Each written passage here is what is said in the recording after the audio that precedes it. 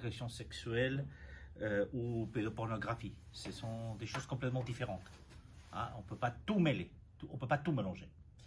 Donc, ça c'est la première chose. La deuxième chose, une condamnation avec sourcil, c'est une condamnation.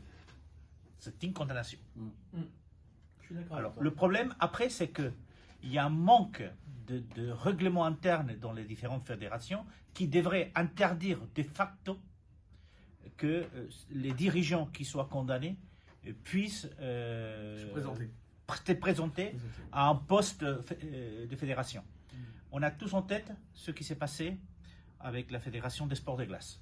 Un président qui a été obligé de démissionner et qui est revenu quelques années, 2 ans plus tard, à nouveau à occuper la présidence.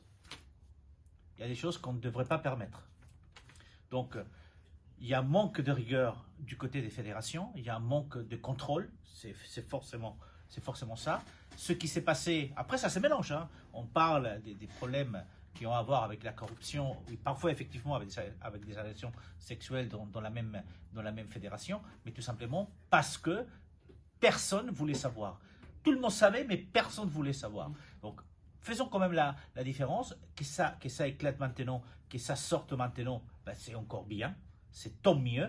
Mais par contre, ben, il va falloir créer des mécanismes justement pour que des gens condamnés ne puissent plus se présenter à un poste fédération. 292e quart de finale. Enfin, 293e quart de finale. Alors, premier confrontation, premier derby entre ces deux clubs.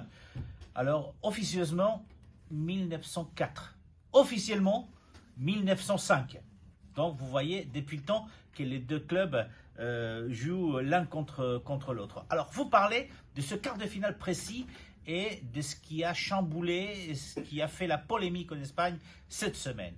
Tout d'abord, l'histoire du nombre de supporters de l'Atlético de Madrid qui pourront assister au match du côté du Santiago Bernabéu. Alors, techniquement, c'est 344. C'est le nombre de billets que le Real aurait donc donné à l'Atlético de Madrid, mais le Real, dans un communiqué cette semaine, a expliqué que c'est le même nombre de billets que l'Atlético avait donné aux supporters du Real lors du dernier Classico, c'était en Liga. Et puis la deuxième polémique, c'est ce qui s'est passé avec Vinicius. Déjà lors du dernier Classico, il y a eu des propos racistes contre Vinicius. Cette fois-ci, il y a eu déjà une pancarte qui est apparue devant Valdebebas, le siège où entraîne le Real Madrid. Mais surtout, il y a eu un pantin qui a été donc pendu d'un pont à Madrid face à Valdebebas avec le maillot de Vinicius. Forcément, vous imaginez bien que la justice